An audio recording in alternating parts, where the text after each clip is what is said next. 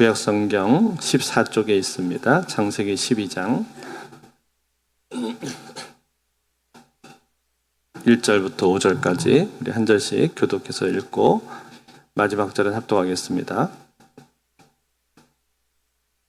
여호와께서 아브라함에게 이르시되 너는 너의 고향과 친척과 아버지의 집을 떠나 내가 내게 보여줄 땅으로 가라.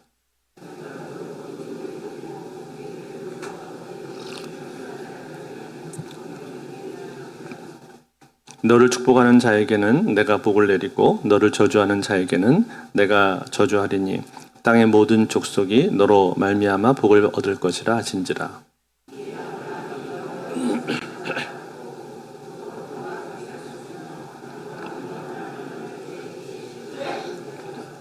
같이 읽겠습니다.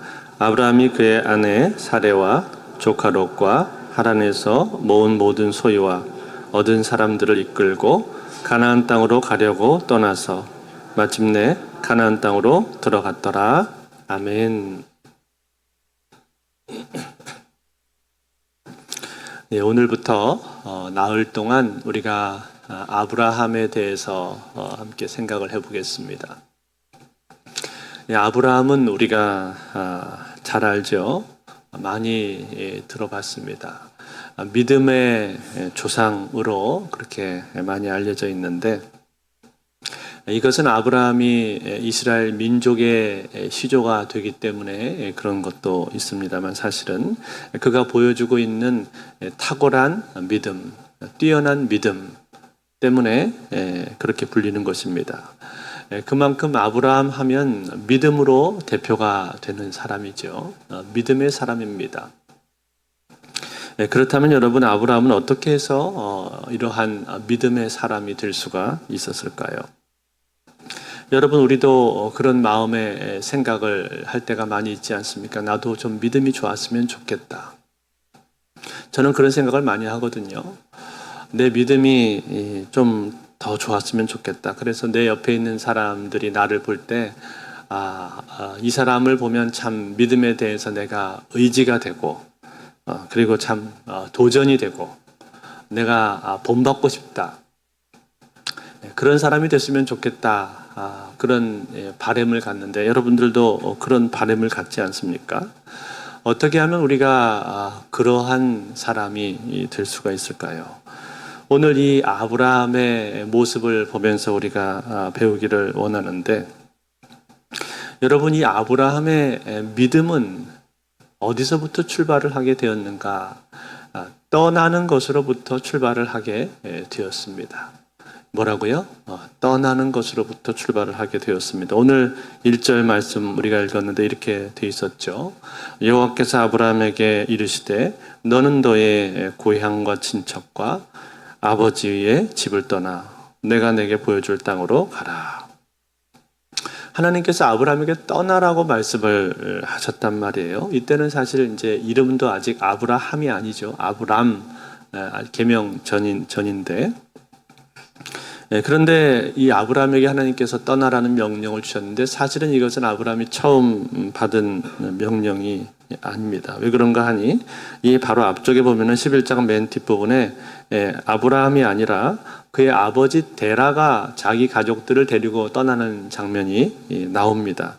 11장 뒷부분에 보시면 31절하고 32절을 보시면은 한번 같이 읽어볼까요? 11장 31절, 32절을 같이 한번 읽겠습니다. 시작.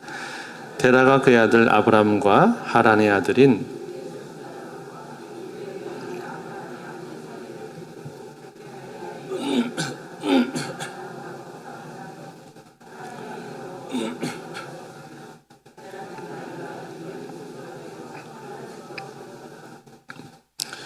데라가 그의 자녀들을 데리고 떠났다 그렇게 말했죠.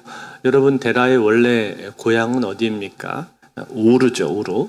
갈대아에 있는 우르인데 이 우르의 위치는 어디냐면은 티그리스 강, 유프라데스 강, 그 메소포타미아 문명이 생긴 지역 있잖아요. 거기 두 강이 만나는 지점에 있습니다. 동남쪽 아래쪽에 있는 지역인데 거기에 우르가 있고 우리가 보통 바벨론이라고도 알고 있고 갈대아라고도 부르는데 거기에 있단 말이에요. 거기에서 아브라함의 아버지 데라가 살았는데 본래 누구 거기에 살았었냐면 데라가 거기서 3명의 아들을 낳았었죠. 11장 26절에 보면 나오는데 이렇게 돼 있어요. 데라는 70세 아브라함과 나홀과 하란을 낳았더라. 아브라함, 나홀, 하란 이 3명의 아들이 있었단 말이에요. 그런데 하란은 그 중에서 일찍 죽었습니다. 28절에 보면은 하란은 그의 아비 데라보다 먼저 고향 갈대아인의 우르에서 죽었더라. 하란은 일찍 죽었고 그러면 이제 누구 남았어요? 아브라함하고 나홀 2 아들 남았죠. 근데 2 아들이 장가를 갔습니다. 그래서 결혼을 했는데 아브라함에게는 자녀가 없었잖아요. 그러니까 나홀의 자녀만 이제 남고 아브라함은 자녀 없는 상태였는데 그러한 상황 가운데서 이제 데라가 자기 가족들을 데리고 그 우르 지방에서 떠나게 되었다라는 거예요. 여러분 우르는요 그 당시 대단히 발달된 그런 도시였습니다. 문명이 발달됐어요.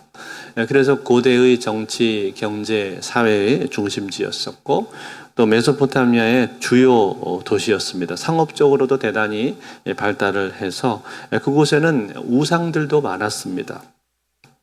특히 달을 숭배하는 그런 우상이 일반적이었는데 이로 인해서 우상 숭배 그리고 우상 제조업자들도 그곳에는 있었습니다. 아브라함의 아버지 데라 역시 그런 주변 문화의 영향을 많이 받아서 우상을 그곳에서 섬기고 있었습니다. 여호수아서에 보면 그 내용이 나오는데 여호수아서 24장 2절에 보시면 이렇게 나옵니다. 여호수아가 모든 백성에게 이르되 이스라엘의 하나님 여호와께서 이같이 말씀하시기를 옛적에 너희의 조상들 곧 아브라함의 아버지 나홀의 아버지 데라가 강 저쪽에 거주하며 다른 신들을 섬겼으나 뭐라고 했어요? 데라가 강 저쪽에서 다른 신들을 섬겼다. 그렇게 말했죠. 즉 우상을 숭배하는 그런 사람이었다는 얘기예요. 여러분 이것은 어쩌면은 당연한 모습인지도 모르겠습니다. 그 지역에 있는 사람들이 다 그렇게 우상 숭배를 하기 때문에 자연스럽게 그렇게 되었던 거겠죠. 그런데 그곳을 이 데라는 떠나게 되었단 말이죠. 데라가 어떤 연유로 그곳에서 떠나게 되었는지에 대해서는 성경이 말을 해주지를 않습니다. 분명한 것은 오랫동안 거주했던 지역에서 그가 떠났다라는 거예요. 삶의 터전을 버리고 완전히 새로운 곳으로 가게 된 것이죠. 그런데 여러분 데라가 떠나긴 떠났는데 그런데 가나안 땅까지를 가지를 못하고 중간에 멈춰 섰습니다. 어디서 멈춰 섰는가? 하란에서 멈춰 섰다라고 얘기하죠. 하란에서 그곳에서 머물렀습니다. 하란은 어디냐면 티그리스 유프라데스 강 저 북서쪽에 있는 지역에 있는 성읍이에요. 바단 아람이라고도 우리가 하는데 거기에서 데라가 정착을 해버렸다 그런 말이에요. 그런데 그것은 여러분 하나님께서 의도하신 바가 아니었죠. 하나님은 궁극적으로 아브라함을 데리고 어디로 가고자 했냐면 가나안 땅으로 가고자 의도하셨단 말이에요. 그런데 데라는 가나안 땅까지 가지를 못하고 그냥 하란에서 주저앉은 것입니다. 왜 주저앉았는지에 대해서도 성경은 침묵을 하고 있는데 아무튼 그는 하란 땅에 머무르게 되었고 거기서 205세까지 살다가 죽었다. 그렇게 말을 해주고 있어요. 아마도 데라는 이 메소포타미아 지역, 그러니까 갈대아 우르도 메소포타미아 문명이고 또 하란도 역시 메소포타미아 지역에 다 속하는 곳입니다. 그 메소포타미아 지역을 벗어나기는 어려웠던 것 같습니다. 그것은 이 데라가 가지고 있는 어떤 개인적인 생각의 한계일 수도 있고 혹은 용기가 부족해서일 수도 있고 아니면 나이가 많이 들어서 체력적으로 부족해서 중간에 멈춰섰을 수도 있습니다만 분명한 것은 그는 메소포타미아의 문명을 벗어나지를 못했다라는 거예요. 자, 그렇게 해서 데라는 하란 땅에서 그냥 죽었습니다. 그러면 이제 어떻게 되었습니까? 이제 아브라함에게 선택의 순간이 오게 된 것이죠. 이제 어떻게 할 것인가? 과연 이 메소포타미아 문명이 있는 하란 땅에 그냥 남을 것인가? 아니면 하나님께서 나에게 말씀하신 저 가나안 땅으로 갈 것인가? 이 둘 중에서 아브라함은 선택을 해야 했습니다. 그런데 하나님께서 아브라함에게 뭐라고 말씀하셨습니까? 너는 너의 본토 친척 아비 집을 떠나라. 떠나라고 하나님께서 그에게 말씀을 하셨단 말이에요. 그러면서 또 뭐라고 하셨냐면 내가 너로 큰 민족을 이루고 내게 복을 주어서 내 이름을 창대케 하고 그리고 너를 통해서 다른 이방에 복을 주겠다. 이런 약속을 하나님께서 아브라함에게 주셨단 말이죠. 과연 떠날 것인가 남을 것인가 여기서 결정을 해야 됐는데 그 당시 아브라함의 나이가 몇 살이었는가 하니 75세였다고 성경은 말을 해주고 있습니다. 그러니까 여러분 갈대아 우르 지역에서부터 시작해서 하란 땅에 올 때까지 그때까지 꽤 긴 시간을 아브라함이 산 거죠. 75세를 거기서 살았으니까. 여러분 한번 생각해 보세요. 아브라함이 태어나서부터 75세 될 때까지 그 지역에서 살았단 말이에요. 메소포타미아에 살았단 말이에요. 갈대아 우르도 대단히 발달된 도시고 또 하란도 역시 큰 성읍이었습니다. 둘 다 문명이 발달된 지역이었고 생활상의 그런 편리성이 다 보장된 그런 곳이었단 말이에요. 그리고 거기에는 그동안 자기가 쌓아왔던 모든 인간관계들이 다 있었을 것입니다. 자기 친척들, 친구들, 가까운 모든 사람들이 그 인간관계들이 거기에 다 있었을 것이고 자기에게 익숙한 모든 것들이 다 그 땅에는 있었단 말이에요. 그러니까 쉬운 게 아니었겠죠. 여러분 우리가 한 지역에 살다가 다른 곳으로 이사 한번 하는 것도 결코 쉬운 게 아니지 않습니까? 새로운 곳으로 우리가 옮기려면 거기에 아이들 학교 문제도 생각을 해야죠. 마트가 있는지 혹은 거기 병원이 있는지 교통은 편리한지 물가는 어떤지 그 동네 분위기는 어떤지 내가 일할 곳이 거기에 있는지 등등 여러 가지를 우리가 고려를 해야 되고 고민을 많이 해야 되지 않습니까? 그러니까 익숙한 곳을 떠난다라는 것은 결코 쉬운 일이 아니란 말이에요. 그런데 여러분 이러한 상황 속에서 아브라함은 어떻게 한 거예요? 결국 떠나는 것으로 그는 결정을 한 겁니다. 그래서 오늘 4절과 5절에 보니까 이렇게 말을 하고 있습니다. 이에 아브라함이 여호와의 말씀을 따라갔고 롯도 그와 함께 갔으며 아브라함이 하란을 떠날 때 75세였더라. 아브라함이 그의 아내 사레와 조카 롯과 하란에서 모은 모든 소유와 얻은 사람들을 이끌고 가나안 땅으로 가려고 떠나서 마침내 가나안 땅에 들어갔더라. 아멘. 참 뭐라고 했어요? 결단을 내려서 가나안 땅으로 들어갔다. 그렇게 말을 해주고 있죠.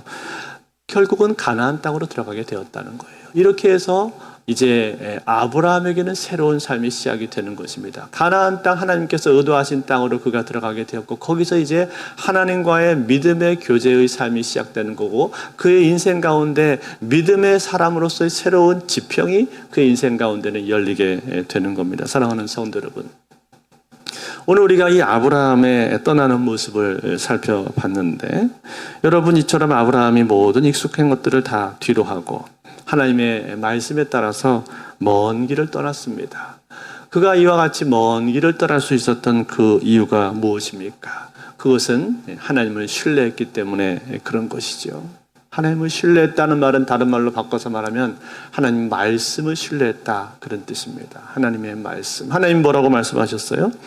아까 2절, 3절에 보면 이렇게 말씀하셨는데 우리 2절, 3절 같이 한번 읽어볼까요? 같이 읽습니다. 시작. 내가 너로 큰 민족을 이루고 내게 복을 주어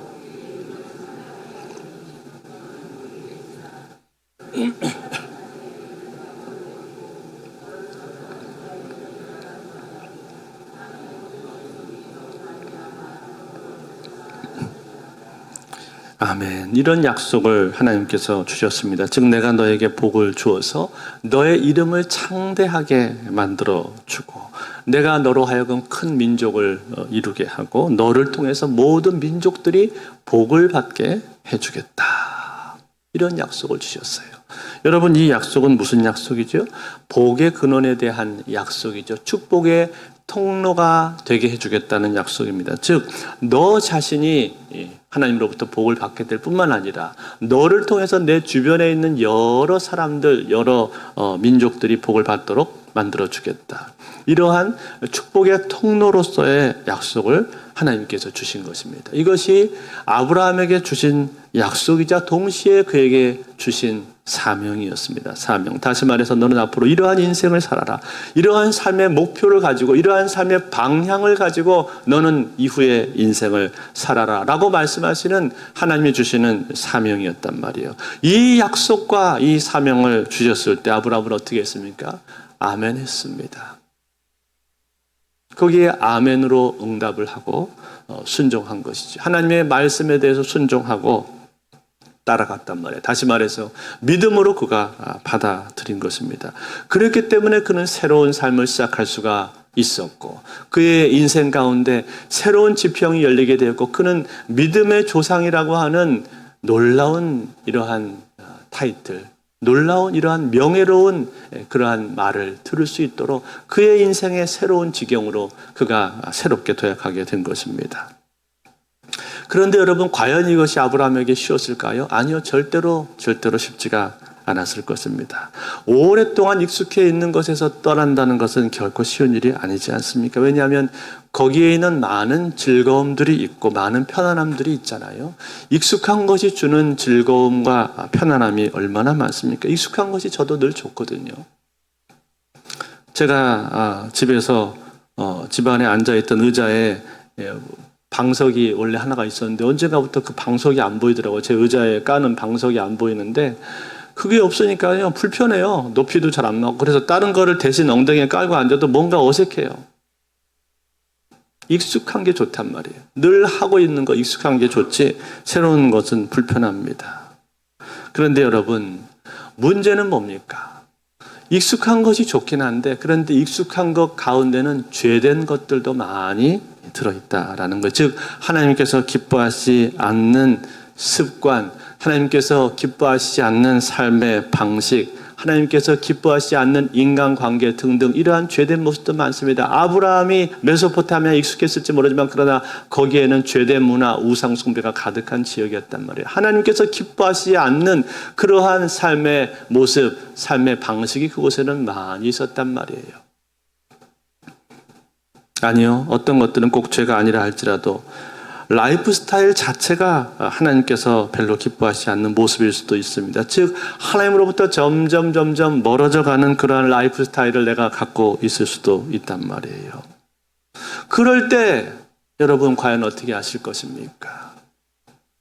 여러분 하나님께서는요 그러한 삶의 라이프 스타일 가운데 있는 당신의 자녀들 향해서 하나님이 가만히 두지 않으십니다. 자꾸만 말씀하십니다. 내 마음속에 부담을 주시고요 자꾸 사인을 보내십니다. 그래서 하나님께서 이것을 혹시 싫어하시는 것 아닌가?